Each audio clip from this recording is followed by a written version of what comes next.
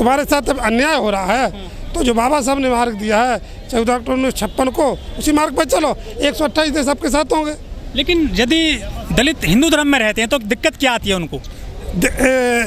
दलित अगर हिंदू धर्म में रहता तो इंद्र कुमार मेघवाल में जो कक्षा 5वीं का छात्र था, 10 साल का स्टूडेंट था, उसने घड़ा छू लिया, उसका मर्डर कर दिया गया। ये दिक्कत होती है। अभी औरैया में घड़ा छूने पर मर्डर कर दिया गया, ये दलित लेने से ये दिक्कत आती है। जातिवाद मेन कारण है।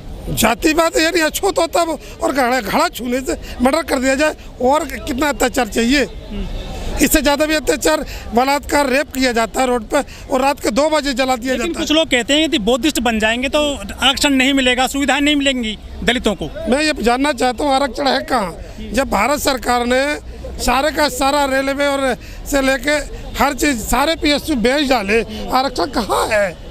जब बौद्ध बन जाएंगे तो विश्व के 128 देश आपकी रक्षा करेंगे, शिक्षा देंगे, मदद करेंगे। ये तो मार रहा है, तुम हिंदू बने हुए, तुम्हारे हिंदू जो हिंदू को कहता है वो मर्डर करता। स्पेशली जो दलित हैं, SC ST हैं, वो तो जागरण करवाते हैं, मंदिरों में जाते हैं तो पिटाई होती है, वो उनको मुँह क्यों नहीं छूट रहा है? इसका कारण है कि उन्हें स्वर्ग और नरक का जो लालच है ना, कि हम सीधे स्वर्ग चले जाएंगे।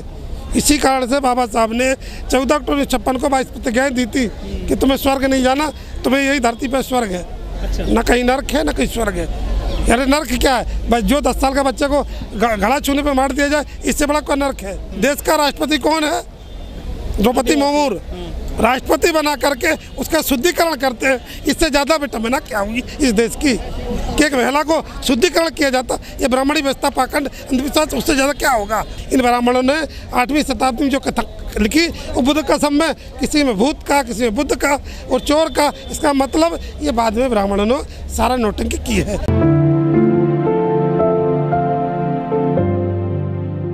बौद्ध धर्म की दीक्षा दी गई है, कितनी सफलता मिलेगी सर इस प्रोग्राम से?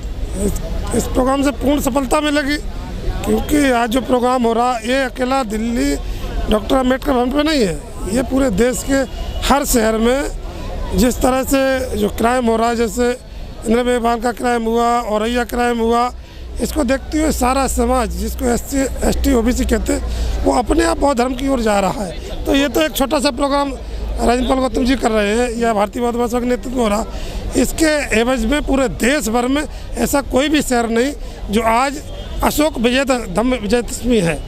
लेकिन वो तो हिंदू धर्म को मजबूत कर रहे हैं, हिंदू राष्ट्र बनाने की बात कर रहे हैं। दूसरे लोग तो जो सत्ता में बैठे हुए लोग वो बात कर रहे हैं ना, हम लोग सत्ता में नहीं है, हम तो धार्मिक लोग हैं, धर्म का काम लोगों को बताते हैं। लेकिन जो योगी मोदी जी विदेश जाते हैं तो कहते हैं बुद्ध की धरती से आए हैं, लेकिन देश में तो जय श्री राम की बात करते हैं। ये हमारे देश के योगी जाके कहते हैं कि मैं भारत में उत्तर प्रदेश का मुख्यमंत्री हूँ, मैं बौद्ध भिक्षु हूँ, और हमारे मोदी जाते हैं बुद्ध की मूर्ति लेके, मैं बौद्ध देश से आता हूँ। विदेश में जाके ये अपने आप को हिंदू कह नहीं सकते, क्योंकि भारत के अलावा या इंडिया के अलावा कोई भी देश हिंदू नहीं है। आप भी सर भिक्षु हैं, लेकिन वो कहते हैं कि सनातन जो धर्म है, जो हिंदू धर्म भी बोला जाता है, सबसे पुराना धर्म है, वो सबसे मजबूत धर्म है। अच्छा, एक बात मैं पूछता चाहता हूँ, जिस किताब के अंदर भगवान बुद्ध के बारे में लिखा हो, तो बुद्ध के बाद लिखी गई कि पहले लिखी गई? मैं क्वेश्चन कर रहा हूँ आपसे। जो किताब चाहे वेद, पुराण, रामायण, महाभारत में अगर बुद्ध का जीवन का वर्णन हो, तो बुद्ध के बाद ही लिखी गई होगी ना, कि पहले लिख देगी?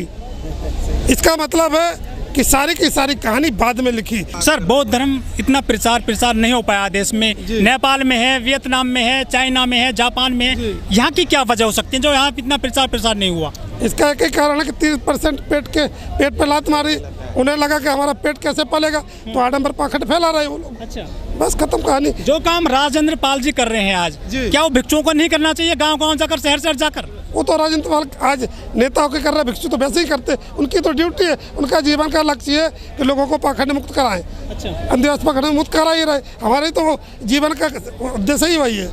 लेकिन जो बौद्ध विहार है, जो बौद्ध मठ हैं, उनकी जीर्ण छीर्ण हालत है उनकी, दिल्ली के आसपास जितने भी हैं। कहाँ है? मुझे एक भी बताओ। मैं तो दिल्ली में रहता हूँ, बौद्ध विहार सारे के सारे चल रहे, सोई व्यवस्थित चल रहे, कोई 1-2 विहार जिन पे अबौद्धों का कब्जा है, बौद्धों का नहीं। जहाँ कब्जा मुक्त कब कैसे होंगे? हम लोग कराएंगे, हमारा काम है ये। जिन बौद्धों की सही संचालन है वहाँ धमकाकारी हो रहा, जिन पर 2-4 अबौद्ध लोगों ने कब्जा किया है उनको हटाया जाएगा और सही संचालित होता। देश में तो हिंदू राष्ट्र की बात चल रही है। अब वो सत्ता में बैठे हुए लोग, और सत्ता में जो लोग बैठे, जिस धर्म के लोग, जिस धर्म के लोग सत्ता में होंगे, उसी का ही बात करते हैं। इस्लाम रहा भारत में तो 700 साल शासन किया।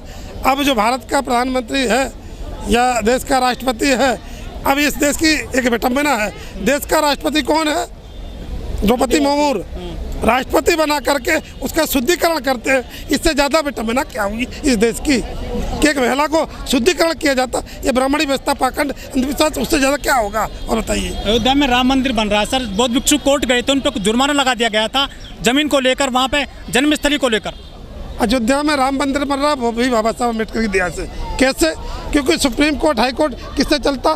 संविधान से। और संविधान की दया से सुप्रीम कोर्ट के एक जज ने ही आदेश दिया कि राम मंदिर बनना चाहिए। तो बाबा साहब की दया से राम मंदिर अपने आप, राम ने कोई ताकत नहीं दिखाई, ये संविधान की ताकत है जो राम मंदिर को न्याय मिला, तो राम मंदिर बन रहा।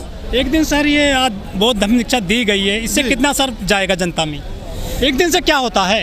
एक दिन नहीं है, ये अशोक विजय धम्मदशमी है, हर साल आती है। और जैसे 14 अप्रैल को इकट्ठे होते हैं दलित, वैसे बाबा साहब के जन्मदिन पे होते हैं। ये इनमें दलित नहीं है, इसमें ओबीसी भी है, पिछड़े भी सब हैं। पिछड़े भी हैं। तो जब एक लहर दौड़ रही है, जितना अत्याचार करेंगे उतना लोग बदलेंगे, सत्य के मार्ग पर चलेंगे। ये लड़ाई अंधविश्वास, पाखंड बनाम सत्य की है। अच्छा, या पॉलिटिकल बनेगा ये सब इशू? ये पॉलिटिकल इशू को मतलब ही नहीं। अशोक विजय धम्मदशमी कोई आज नहीं, जब सम्राट अशोक बौद्ध धर्म को स्वीकारा तब से शुरुआत है। 2300 साल गुजर गए हैं, हर साल मनाई जाती है। ठीक।